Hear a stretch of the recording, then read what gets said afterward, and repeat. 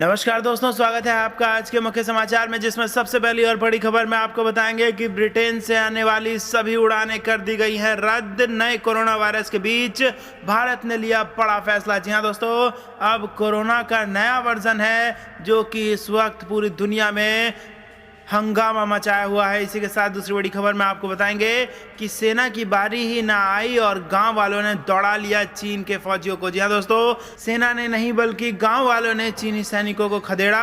वामपंथियों को भारत की राष्ट्रभक्त जनता का फौलादी जवाब। और तीसरी बड़ी खबर में जिक्र होगा कि चीन पाकिस्तान की दोस्ती पर है नजर, वियतनाम के रास्ते ड्रैगन पर नकेल कसेगा भारत। दोस्तों, हर एक खबर की गहराई में आपको ले जाएंगे, लेकिन उससे पहले अगर आपको विदेश की सेना और पीएम मोदी पर पूरा भरोसा है तो आप अभी इस वीडियो को लाइक कीजिए और इस लाल बटन को दबा के इस चैनल को फ्री में सब्सक्राइब करके घंटी बजाकर कमेंट में लिखिए जय हिंद। दोस्तों, रुक करते हैं तमाम बड़ी खबरों की तरफ। ब्रिटेन से आने वाली सभी उड़ानें रद्द। नए कोरोना वायरस के बीच भारत का बड़ा फैसला। जी हां दोस्तों, ब्रिटेन में कोरोना के नए स्ट्रेन के मिलने से हड़कंप मचा हुआ है। इस वजह से कई यूरोपीय देशों ने ब्रिटेन से आवाजाही पर रोक लगा दी। इसी कड़ी में भारत सरकार ने भी ब्रिटेन से आने वाली फ्लाइट्स पर 31 दिसंबर तक रोक लगा दी है। फ्लाइट्स पर बैन का समय आज रात 12 बजे से शुरू होगा। उससे पहले आने वाली फ्लाइट्स के हर पैसेंजर के लिए RT-PCR टेस्ट अनिवार्य कर दिया गया है। भारत सरकार की ओर से ट्वीट करके बताया गया कि ब्रिटेन में मौजूदा स्थिति को देखते हुए भारत सरकार ने निर्णय लिया है कि 31 दिसंबर 2020 तक ब्रिटेन से भारत आने वाली सभी उड़ानों को निलंबित कर जाए। यह निलंबन आज रात 12 बजे से शुरू होगा। उससे पहले आने वाले लोगों के लिए RT-PCR परीक्षण अनिवार्य कर दिया गया है। केजरीवाल गहलोत ने की थी फ्लाइट बैन करने की मांग। फ्लाइट को बैन करने की मांग दिल्ली के मुख्यमंत्री अरविंद केजरीवाल और राजस्थान के मुख्यमंत्री अशोक गहलोत ने की थी। केजरीवाल ने आज ट्वीट करके लिखा कि यूनाइटेड किंगडम में कोरोना के नए स्ट्रेन से हलचल है और वो सुपर स्प्रेडर की तरह काम कर रहा है। ऐसे में भारत सरकार को यूके की सभी फ्लाइट बैन करनी चाहिए। वहीं राजस्थान के मुख्यमंत्री अशोक गहलोत ने अपने ट्वीट में लिखा कि यूनाइटेड किंगडम में कोरोना की नए स्ट्रेन की खबर चिंताजनक है। भारत सरकार को इस मामले में तुरंत एक्शन लेना चाहिए और यूके अन्य यूरोपीय देशों से आने वाली फ्लाइट तुरंत बैन करनी चाहिए। रुक करते हैं अगली खबर की तरफ। सेना की बारी ही ना आई और गांव वालों ने दौड़ा लिया चीन के फौजियों को। वामपंथियों को भारत की राष्ट्रभक्त जनता का फौलादी जवाब। जी हां दोस्तों, चालबाज चीन अपनी चाल चलने से पीछे नहीं हट रहा है। वो हर रोज कोई नई चाल चलता है, पर भारत की ओर से चीन की हर चाल का सही तरीके से जवाब दिया जा रहा है। लेह में चीनी सैनिकों के घुसने की घटना, जिसे भारत द्वारा नाकाम कर दिया गया। दरअसल चीनी सैनिकों ने हाल ही में न्योमा क्षेत्र में स्थित चाकठांग इलाके में घुसपैठ की। यह घुसपैठ लद्दाख के लेह इलाके में 135 किलोमीटर पूर्व में हुई। इस घटना के बारे में स्थानीय निवासियों की तरफ से एक वीडियो जारी किया गया है, लेकिन स्थानीय लोगों ने चीनी सैनिकों का कड़ा विरोध किया। साथ ही इसकी जानकारी ITBP को भी दी, जिसके बाद ही चीनी सैनिक वापस चले गए। रिपोर्ट के मुताबिक 2 गाड़ियों में भारतीय इलाके में सादे वर्दी में दाखिल हुए चीनी सैनिक इस क्षेत्र में स्थानीय लोगों को अपने मवेशियों को चारा खिलाने से मना करने के लिए आए थे। हालांकि खुद उन्हें ही वापस जाना पड़ा। आपको बता दें कि चीनी सैनिकों की यह घुसपैठ ऐसे समय पर हुई है जब लद्दाख के पूर्वी इलाके में पिछले 8 महीनों से दोनों देशों के बीच विवाद बना हुआ है। सीमा पर तनाव कम करने के लिए दोनों देशों की तरफ से राजनयिक एवं सैन्य दोनों स्तरों पर बातचीत चल रही है, लेकिन अभी भी समस्या का समाधान नहीं निकल सका है। ऐसे में चीन से और भी ज्यादा सावधान रहने की आवश्यकता है। रुक करते हैं अगली खबर की तरफ। चीन पाकिस्तान की दोस्ती पर नजर, वियतनाम के रास्ते ड्रैगन पर नकेल कसेगा भारत। जी हां दोस्तों, लद्दाख और दक्षिण चीन सागर में चीन के आक्रामक व्यवहार का जोरदार तरीके से सामना कर रहे भारत के प्रधानमंत्री नरेंद्र मोदी और वियतनाम के प्रधानमंत्री नगुएन शुआन फुक सोमवार को वर्चुअल बैठक कर रहे हैं। इस बैठक में दोनों देशों के बीच भारत में बने $10 करोड़ के गश्ती पोतों पर समझौता हो सकता है। साथ चीनी ड्रैगन के साथ निपटने की रणनीति भी बन सकती है। आइए जानते हैं कि कैसे ड्रैगन पर काबू पाने में वियतनाम भारत के लिए मददगार साबित हो सकता है। अंतर्राष्ट्रीय मामलों के विशेषज्ञों का कहना है कि चीन लगातार साउथ चाइना सी में युद्ध अभ्यास करके भले ही अमेरिका संदेश दे रहा है, लेकिन इसका असर अब उसके पड़ोसी देशों पर भी पड़ रहा है। इसी वजह से अब चीन की आक्रामकता का सामना कर रहा वियतनाम और भारत साथ आ रहे हैं। उन्होंने कहा कि ये दोनों ही देश मिलकर चीन और पाकिस्तान की नापाक दोस्ती को करारा जवाब दे सकते हैं। चीन ने दक्षिण चीन सागर में वियतनाम से सटे वूडी द्वीप पर अपना बेहद घातक बम वर्षक 6J तैनात किया है। इससे वियतनाम काफी खफा है। वियतनाम ने कहा कि यह बॉम्बर न केवल वियतनाम की संप्रभुता का उल्लंघन है, बल्कि क्षेत्र में शांति के लिए संकट पैदा कर सकता है। बताया जा रहा है कि पिछले दिनों वियतनाम के राजदूत सान चाउ ने भारतीय विदेश सचिव हर्षवर्धन श्रृंगला से मुलाकात करके साउथ चाइना सी में बढ़ते तनाव के बारे में बताया था। अब दोनों ही देशों के प्रधानमंत्री वर्चुअल बैठक कर रहे हैं ऑस्ट्रेलिया के New South Wales Defence Force Academy में प्रोफेसर कार्यालय थायर ने साउथ चाइना मॉर्निंग पोस्ट से बातचीत में कहा कि वियतनाम के राजदूत की यह मुलाकात काफी मायने रखती है। उन्होंने कहा, बम वर्षक विमान तैनात करने की जानकारी भारत को दी है। वियतनाम चीन के खिलाफ राजनीतिक समर्थन जुटाना चाहता है। वियतनाम के विदेशी मामलों के जानकार ह्युएन ताम सांग ने कहा कि भारत के साथ संपर्क साधकर वियतनाम ने यह दिखा दिया कि उसे भारत का न केवल समर्थन हासिल है, बल्कि वह खुद भी साउथ चाइना सी में मुक्त आवागमन के भारत की मांग का समर्थन करता है। रुख करते हैं अगली खबर की तरफ। सबकी नजर अमित शाह पर, लेकिन खामोशी से बंगाल में भाजपा की जमीन तैयार कर रहे शाह के सिपह सालार। जी हां दोस्तों, किसी भी चुनाव में भारतीय जनता पार्टी की रणनीति बनाने में अमित शाह और पार्टी के पक्ष में हवा बनाने में नरेंद्र मोदी की भूमिका अहम होती है। सबकी नजर राजनीति के आधुनिक चाणक्य कहे जाने वाले अमित शाह पर होती है। बंगाल में भी सबकी नजर शाह पर ही थी। अमित शाह बोलपुर में रोड शो कर रहे थे और दूसरी तरफ बंगाल के अलग अलग जिलों में उनके सिपह सालार पार्टी की जमीन मजबूत करने में लगे थे। भाजपा नेताओं के लगातार बंगाल दौरों को देखते हुए ही तृणमूल कांग्रेस ने चुनाव का मुद्दा स्थानीय बनाम बाहरी कर दिया है। 2 दिन के बंगाल दौरे पर जब अमित शाह बोलपुर में व्यस्त थे, तो कोलकाता में उत्तर प्रदेश के उप मुख्यमंत्री केशव प्रसाद मौर्य संगठन को मजबूत करने के लिए आ चुके थे। कोलकाता में भाजपा के युवा नेता आकाश मिश्रा ने अपने समर्थकों के साथ उनका जोरदार स्वागत किया। केशव प्रसाद मौर्य को अमित शाह ने बंगाल चुनाव में विशेष जिम्मेदारी दी है। जिम्मेवारी मिलते ही केशव प्रसाद मौर्य हुगली के चुनचुड़ा पहुंचे। वहां संगठनात्मक बैठक के अलावा वह पार्टी के जनसंपर्क कार्यक्रम में भी शामिल हुए। श्री मौर्य ही नहीं, अमित शाह ने पश्चिम बंगाल विधानसभा चुनाव 2021 के लिए 6 नेताओं को विशेष जिम्मेदारी दे रखी है। उन नेताओं में 5 केंद्रीय मंत्री अर्जुन मुंडा, संजीव कुमार बालियान, गजेंद्र सिंह शेखावत, मुकेश मंडाविया और प्रसाद सिंह पटेल शामिल हैं। रुख करते हैं अगली खबर की तरफ। केपी शर्मा ओली की चाल से राजनीतिक तूफान में घिरा नेपाल, चीन को झटका, भारत की पैनी नजर। जी हां दोस्तों, नेपाल में सत्तारूढ़ कम्युनिस्ट पार्टी में पिछले कई महीने से मचे घमासान में वही हुआ जिसका डर था। प्रधानमंत्री केपी शर्मा ओली ने रविवार को प्रचंड दबाव से बचने के लिए संसद को भंग करने की सिफारिश कर दी, जिसे राष्ट्रपति विद्या देवी भंडारी ने स्वीकार कर लिया। यही नहीं, देश में आम चुनाव कराए जाने की तारीखों का भी ऐलान कर दिया गया। नेपाल के इस बदलते घटनाक्रम से भारत और चीन दोनों के कान खड़े हो गए हैं, जो इस हिमालय देश में अपने प्रभाव को बढ़ाने के लिए लगातार कोशिशें कर रहे हैं। नेपाल के प्रधानमंत्री के इस कदम का न पुष्प कमल दहल प्रचंड का खेमा विरोध कर रहा है, बल्कि देश की विपक्षी पार्टी नेपाल कांग्रेस भी आम चुनाव कराने का विरोध कर रही है। नेपाल में तय समय से 1 साल पहले चुनाव होने जा रहे हैं। भ्रष्टाचार के खात्मे और चीन के साथ दोस्ती को मजबूत करने के वादे के साथ सत्ता में आए ओली खुद ही चीनी कंपनी के साथ भ्रष्टाचार के आरोपों से घिर गए थे। यही नहीं, नेपाल में चीन के राजदूत ने ओली सरकार को बचाने के लिए अपनी पूरी ताकत लगा दी, लेकिन उन्हें सफलता नहीं मिली। यही नहीं, ओली पर चीन की राजदूत हाओ यांकी के इशारों पर चलने के गंभीर आरोप लगे थे।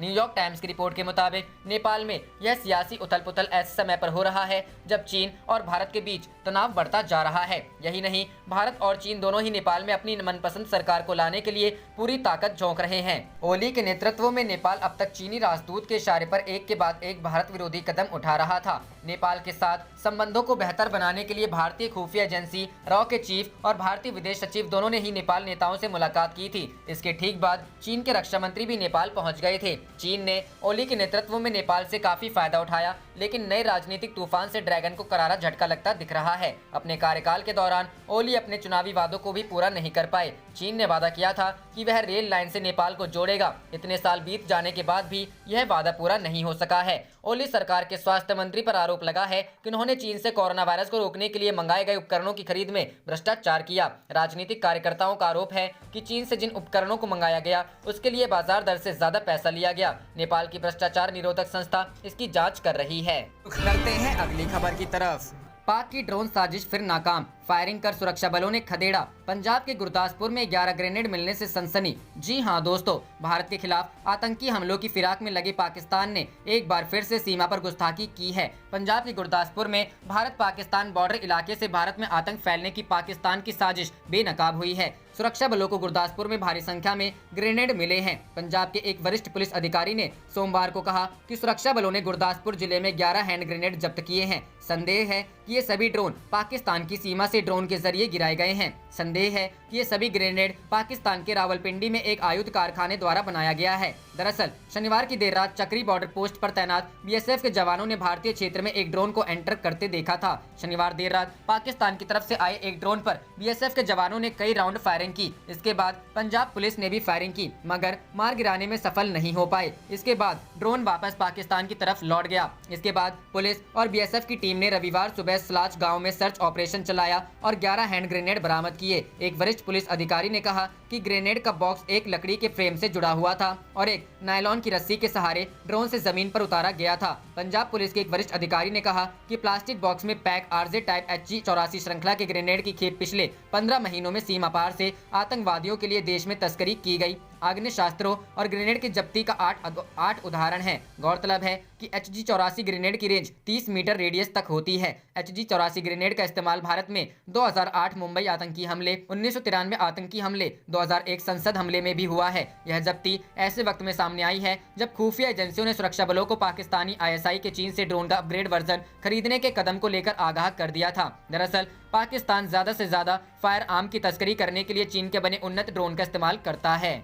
रुख करते हैं अगली खबर की तरफ। कोरोना वायरस का नया टाइप मिलने के बाद सऊदी अरब ने लगाई इंटरनेशनल फ्लाइट्स पर रोक। जी हां दोस्तों, ब्रिटेन में कोरोना वायरस के नए तेजी से फैलने वाले एक स्ट्रेन की जानकारी मिलने के बाद सऊदी अरब ने रविवार को देश में इंटरनेशनल फ्लाइट सहित जमीन और समुद्र के प्रवेश रास्तों पर एंट्री लगभग एक हफ्ते के लिए बंद कर दी है। सऊदी की आधिकारिक प्रेस एजेंसी ने कहा कि किंगडम अस्थायी रूप से कुछ अपवाद को छोड़कर सभी इंटरनेशनल फ्लाइट्स को एक हफ्ते के लिए रोक रहा है। इसे आगे चलकर एक हफ्ते और बढ़ाया जा सकता है। SPA ने आंतरिक मंत्रालय के हवाले से बताया कि किंगडम में इस दौरान जमीन और समुद्र के रास्तों में भी नहीं घुसा जा सकेगा। इस रोक की अवधि भी एक हफ्ते और बढ़ाई जा सकती है। SPA ने बताया कि किंगडम में अभी मौजूद इंटरनेशनल फ्लाइट्स को बाहर जाने की अनुमति है, वो अपनी उड़ानें भर सकती हैं। बता दें कि ब्रिटेन की सरकार ने चेतावनी दी है कि कोरोना वायरस का तेजी से फैलने वाला एक नया स्ट्रेन नियंत्रण से बाहर हो रहा है, जिसके बाद कई यूरोपियन देशों ने ब्रिटेन से यात्रा पर बैन लगा दिया है। SPA ने कहा कि जो लोग भी 8 दिसंबर के बाद से यूरोप या वायरस का नया स्ट्रेन मिलने वाले देश से सऊदी अरब आए हैं, उन्हें खुद को 2 हफ्तों के लिए सेल्फ आइसोलेट करना होगा और टेस्टिंग करानी होगी। रुख करते हैं अगली खबर की तरफ। सरकार अलर्ट पर, घबराएं नहीं। यूके में पाए गए नए घातक कोरोना स्ट्रेन पर बोले स्वास्थ्य मंत्री हर्षवर्धन। जी हां दोस्तों, यूके में कोरोना वायरस के नए घातक स्ट्रेन के मिलने के बाद हेल्थ मिनिस्टर हर्षवर्धन की तरफ से बयान आया है। उन्होंने कहा कि सरकार सतर्क है और लोगों को घबराने की जरूरत नहीं है। बता दें कि यूके में नए स्ट्रेन मिलने के बाद आज हेल्थ मिनिस्ट्री की आपातकालीन बैठक भी होनी है। इसमें यह फैसला हो सकता है कि यूके की फ्लाइट सर्विस पर बैन लगेगा या नहीं। हर्षवर्धन से आज प्रेस कॉन्फ्रेंस के दौरान यूके पर सवाल किया गया था। इसके जवाब में हेल्थ मिनिस्टर ने कहा कि सरकार अलर्ट है और पैनिक क्रिएट करने की कोई जरूरत नहीं है। बता दें कि दिल्ली के CM अरविंद केजरीवाल ने भी केंद्र सरकार से यूके की फ्लाइट पर बैन लगाने की मांग की है। भारत में आने वाले दिनों में दोबारा से यूके की फ्लाइट पर रोक लग सकती है। इसको लेकर आज केंद्र सरकार ने आपातकालीन बैठक बुलाई है। दरअसल यूके में कोरोना का अत्यधिक संक्रामक स्ट्रेन पाया गया है। इसकी वजह से लंदन और साउथ ईस्ट इंग्लैंड में क्रिसमस पर भी लॉकडाउन रहेगा। यूके में पाए गए कोरोना के खतरनाक स्ट्रेन की वजह से ही नीदरलैंड, बेल्जियम, इटली और जर्मनी ने यूके के लिए फ्लाइट सर्विस को फिलहाल बैन कर दिया है। यूके वाले स्ट्रेन का एक मरीज इटली में भी मिल चुका है, जिसने चिंताएं बढ़ा दी है। जांच में पाया गया है कि नया स्ट्रेन 70% ज्यादा खतरनाक है। बता दें कि यूके उन 23 देशों में शामिल है जिनके साथ भारत ने एयर बबल करार किया था, जिसके बाद फ्लाइट सेवा शुरू हुई थी। रुख करते हैं अगली खबर की तरफ। चाइना ने माना हिंद महासागर में इंडिया के सामने नहीं टिक सकता, भारतीय प्रभुत्व को स्वीकार किया। जी हां दोस्तों, भारत से बेवजह विवाद मोल लेकर चीन अलग थलग पड़ गया है। अमेरिका सहित दुनिया के कई देशों ने उससे दूरी बना ली है। चीन की कम्युनिस्ट सरकार को भी अब एहसास हो गया है कि भारत के सामने टिकना उसके लिए मुश्किल है। ग्लोबल टाइम्स में छपे लेख के माध्यम से एक तरह से चीन ने अपनी हार मानते हुए हिंद महासागर में भारत के प्रभुत्व को स्वीकार किया है। लेख में कहा गया है कि हिंद महासागर में भारत को अद्वितीय भौगोलिक लाभ प्राप्त है। सीमा विवाद के बीच चीन का भारतीय प्रभुत्व को स्वीकार करना दर्शाता है कि बीजिंग के खिलाफ मोदी सरकार की रणनीति कारगर साबित हुई है। चीन की सरकार के मुखपत्र ग्लोबल टाइम्स में 17 दिसंबर को वैश्विक महत्वाकांक्षा के लिए बहुपक्षीय तंत्र के प्रति भारत का बदलता रवैया शीर्षक के साथ एक लेख छपा है। Institute of south Asian studies के निदेशक हु शिशिंग द्वारा लिखे इस लेख में कहा गया है कि भारत ने हिंद महासागर में बहुपक्षीय सहयोग तंत्र की योजना बनाने का बीड़ा उठाया है। इस क्षेत्र में भारत को अद्वितीय भौगोलिक लाभ प्राप्त है। इंडियन ओशन रिम एसोसिएशन के तहत भारत एक जैसी सोच रखने वाले देशों को साथ ला रहा है ताकि चीन की विस्तारवादी आदतों का मुंहतोड़ जवाब दिया जा सके। पिछले कुछ सालों में भारत ने हिंद महासागर क्षेत्र में मानवीय सहायता और आपदा राहत से लेकर कोरोना महामारी के दौरान भोजन और चिकित्सा की आपूर्ति बढ़ाई गई है। इस दौरान भारत ने मालदीव, मॉरिशस, मेडागास्कर, कोमोरोस और सेशल्स की मदद की है। भारत चाहता है कि चीन के मुकाबले के लिए सभी देश एकजुट हो जाएं और उसी के अनुरूप वह आगे बढ़ रहा है। समुद्र में चीन से मुकाबले के लिए मोदी सरकार ने व्यापक स्तर पर रणनीति तैयार की है। पिछले साल प्रधानमंत्री नरेंद्र मोदी ने इंडो पैसिफिक ओशन इनिशिएटिव का प्रस्ताव रखा था, जिसके तहत ऑस्ट्रेलिया, जापान और आसियान समूह के देशों ने समुद्री सुरक्षा से लेकर परिवहन तक के मुद्दों पर भारत के साथ काम करने की इच्छा व्यक्त की है। इसके अलावा भी कई मोर्चों पर बीजिंग को सबक सिखाने के लिए काम किया जा रहा है। रुख करते हैं अगली खबर की तरफ। भारत ने चीन को ढकेला पीछे, कारोबारी सुगमता वैश्विक रैंकिंग में निकला आगे। जी हां दोस्तों, विश्व बैंक ने सैकड़ों की समीक्षा करने के बाद कारोबारी सुगमता की संशोधित रैंकिंग जारी की है। इसमें भारत ने चीन को नीचे ढकेल दिया है। दरअसल चीन समेत कई देशों द्वारा गलत आंकड़े प्रस्तुत करने के बाद अगस्त में विश्व बैंक ने कारोबारी सुगमता रैंकिंग जारी करने पर रोक लगा दिया था। विश्व बैंक ने कहा कि आंकड़ों की समीक्षा करने के बाद 4 देश चीन, संयुक्त अरब अमीरात, सऊदी अरब और अजरबैजान की रैंकिंग में सुधार की जरूरत पड़ी। चीन 85वें स्थान पर लुढ़क कर पहुंचा। विश्व बैंक द्वारा जारी संशोधित रिपोर्ट में चीन की रैंकिंग 7 अंक गिरकर 85वें स्थान पर पहुंच गई है। अक्टूबर 2017 में जारी की गई 2018 की रिपोर्ट में चीन को 78वें स्थान पर रखा गया था। कारोबारी सुगमता रैंकिंग 2018 में कारोबार शुरू करने, ऋण प्राप्त करने और कर चुकाने के संकेतकों के आंकड़ों में अनियमितताओं को शामिल रहते चीन को 65.3 अंक दिया गया था। नियमित समीक्षा के बाद चीन को 64.5 अंक हासिल हुए हैं, जिससे उसकी रैंकिंग लुढ़की है। भारत की रैंकिंग में हुआ सुधार। कारोबारी सुगमता की संशोधित रैंकिंग में भी भारत 14 स्थान की छलांग लगाकर 63वें पायदान पर पहुंच गया है। भारत ने पिछले 5 साल में इस रिपोर्ट में 79 स्थानों की छलांग लगाई है। वर्ल्ड बैंक ने कहा है कि पिछले 17 सालों से ease of doing business report कई देशों में कारोबार करने वाले कंपनियों के लिए बेहतरीन साधन बनकर सामने आया है। संयुक्त अरब अमीरात। संशोधित रिपोर्ट के अनुसार संयुक्त अरब अमीरात ने कर चुकाने के संकेतकों में गड़बड़ी किया था। अनियमितताओं के कारण सऊदी अरब का स्कोर 80.9 से घटकर 80.8 अंक हो गया है, लेकिन वैश्विक रैंकिंग में वह इस बार भी 16वें स्थान पर बरकरार रहेगा। वहीं अजरबैजान की रैंकिंग में सुधार हुआ है। अजरबैजान की वैश्विक रैंकिंग 34 है। वर्ल्ड बैंक ने पिछले 5 साल की कारोबारी सुगमता रैंकिंग की समीक्षा करने का फैसला किया था। साथ ही वर्ल्ड बैंक ने इस साल अक्टूबर में आने वाली बिजनेस रैंकिंग लिस्ट पर फिलहाल रोक लगा दी थी। वर्ल्ड बैंक ने यह कदम 4 देशों की तरफ से गड़बड़ी करने के शक में उठाया था। ये 4 देश हैं चीन, संयुक्त अरब अमीरात, अजरबैजान और सऊदी अरब है। विश्व बैंक ने कहा कि टीम के सदस्यों ने डूइंग बिजनेस की रिपोर्ट का हवाला देते हुए कहा है कि 2018 और 2020 के डेटा में हेरफेर करने के लिए प्रत्यक्ष और अप्रत्यक्ष रूप से दबाव डाला गया था। विश्व बैंक के मुताबिक डेटा परिवर्तन अनियमित थे, ये उचित समीक्षा प्रक्रिया से बाहर किए गए थे और प्रकाशन की कार्यप्रणाली या टीम को प्रदान की गई किसी भी नई जानकारी से उचित नहीं थे। रुख करते हैं अगली खबर की तरफ। सादे कपड़ों में भारतीय सीमा में घुसे चीनी सैनिक, आईटीबीपी और स्थानीय लोगों ने भगाया। जी हां दोस्तों, भारत चीन सीमा विवाद के बाद दोनों देशों के बीच जारी शांति वार्ता के बावजूद चीनी सेना लगातार घुसपैठ के प्रयास कर रही है। इसी क्रम में चीनी सैनिक सादे कपड़ों में लद्दाख सीमा पार कर भारत में घुसने की कोशिश करते पकड़े गए हैं। टीओआई की खबरों के मुताबिक ये घटना लेह से 135 किलोमीटर पूर्व में मौजूद न्यो एरिया से चांगतांग गाँव की बताई जा रही है। हालांकि चीनी सके और उन्हें आईटीबीपी के जवानों और स्थानीय लोगों ने ही पीछे ढकेल दिया। टाइम्स ऑफ इंडिया की खबर के अनुसार भारत चीन सीमा पर चीनी सैनिक दो गाड़ियों में बैठ सीमा पार कर भारतीय क्षेत्र में घुस गए थे।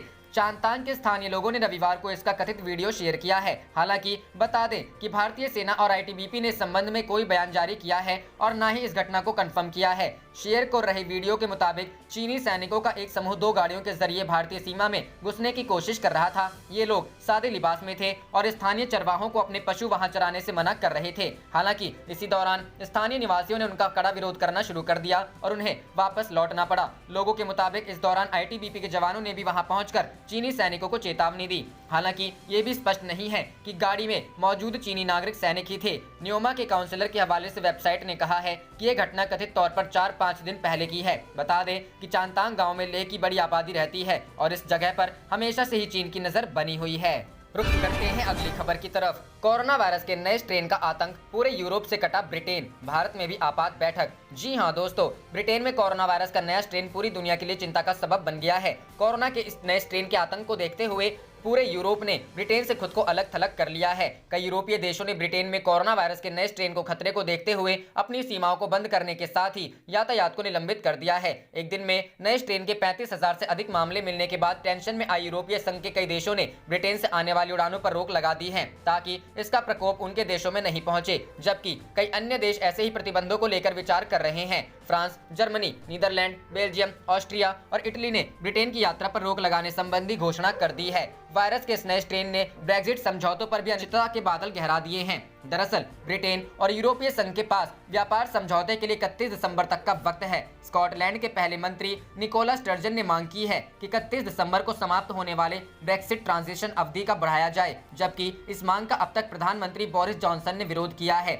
इधर फ्रांस ने रविवार मध्यरात्रि के बाद से 48 घंटों के लिए ब्रिटेन से सभी तरह की यात्रा पर रोक लगा दी है। प्रधानमंत्री कार्यालय की घोषणा में कहा गया है कि ब्रिटेन जाने वाले लोग इससे प्रभावित नहीं होंगे। जर्मनी की सरकार ने कहा कि वह ब्रिटेन से आने वाली उड़ानों को रोक रही है। नीदरलैंड ने कम से कम इस साल के अंत तक ब्रिटेन से आने वाली उड़ानों पर रोक लगा दी है। उम्मीद की जा रही है कि वायरस के इस प्रकोप को देखते हुए उड़ानों पर रोक की अवधि और बढ़ाई जा सकती है। आप देख रहे थे आपका अपना चैनल जय हिंद जय भारत।